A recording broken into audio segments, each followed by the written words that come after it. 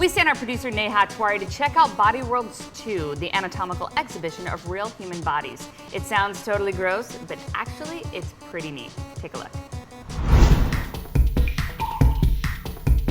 I'm standing in front of the Tech Museum of Innovation here in sunny San Jose, California, and I gotta tell you, I am psyched. And that's because I'm about to check out the Body Worlds 2 exhibit inside. Let's go check it out.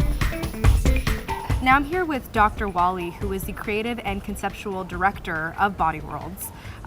Now, how did you guys conceive of this idea? Well, first and foremost, the idea of plastination, the preservation technology that is behind it, was not necessarily meant to teach the laity. It was meant to enhance teaching anatomy at university, and much later on we found out that the lay people are even much more interested in our specimen than the student would be. Right, for us it's a special treat to see these things that only would be seen in a lab.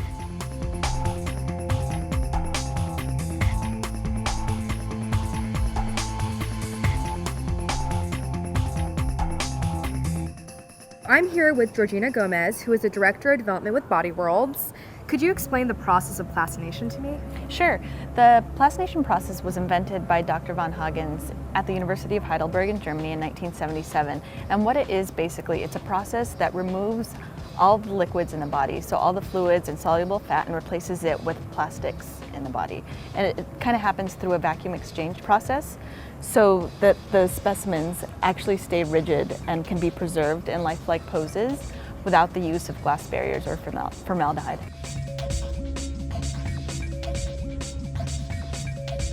How long does this process usually take? It really depends on the kind of dissection that we apply and the size of the specimen. On a full body specimen, on an average, we work a year. How about the poses? I think that's one of the most interesting things, to see how they're posed.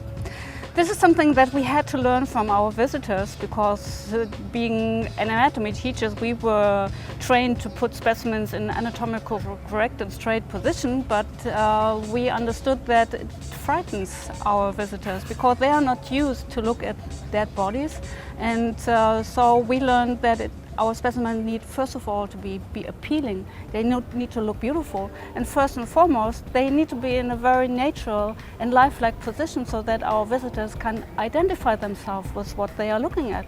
So when you are a soccer player, for instance, of course you are much more intrigued to find out what muscles exactly make the ball score.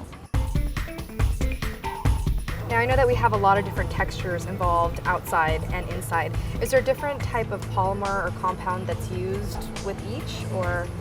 We are using indeed quite different polymers depending on the kind of specimen we want to finally achieve.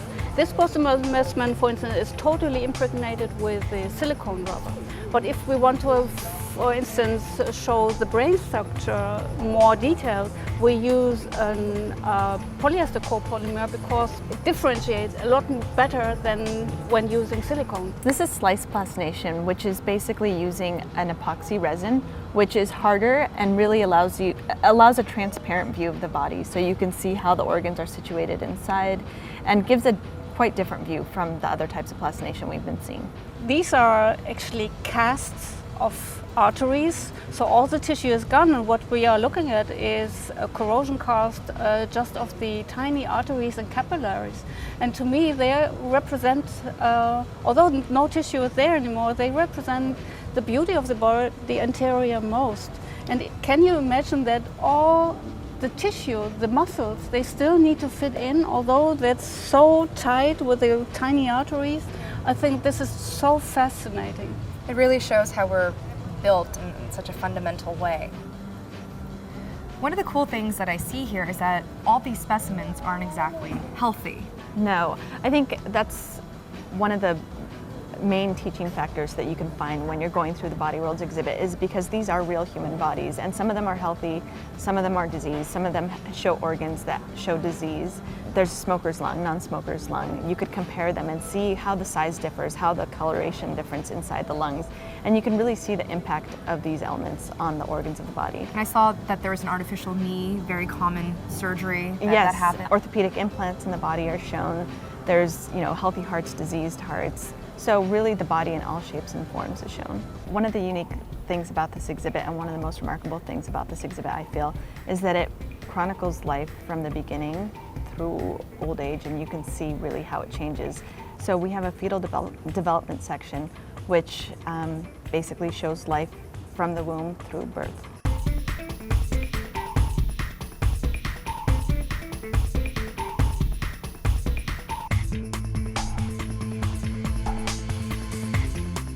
What do you think other people take away from seeing all these specimens displayed in the way that they are? I'm totally convinced that it changes people's mind of themselves. They have a quite different understanding of what they are made of. They have a much better understanding of their bodily functions and how fragile it is.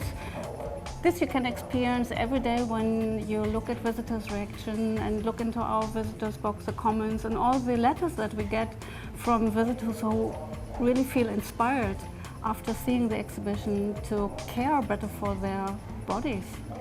That's great. Thank you so much for showing me and the rest of the viewers of Tekzilla all about Body Worlds 2. Thank you so much. It was great meeting you. My goodness, that was amazing. And I gotta say, although I gained a lot of knowledge up here, I definitely lost my appetite. All I know is I'm not touching lunch meat for a long time. I am totally jealous. I wish I could have gone. Did you see the first one? No. It's the most amazing. I think it's like the closest I'll ever get to a medical degree, because you think Yeah. about dissecting bodies. It's like somebody flays a body and lays it out for you. Yeah. I mean, I remember coming upon this and being like, I would never go to that, ever, ever, ever. And then I went to the website to check it out a little bit more, and I'm like, this is actually phenomenal. It's phenomenal. Amazing. If you get a chance to see it, you definitely want to. Bodyworlds.com, and you can sign up to donate your body to Plastination. I mean, do you want to donate your body for it's Plastination? like, I mean, I don't have the, I actually would, especially if I could decide what pose I'm going to be in. So if you were like discus hurling or something. Or disco. I like it. You can just basically go to the page, click on the body donation link, download the consent forms. I don't think it's morbid. I think it's fun.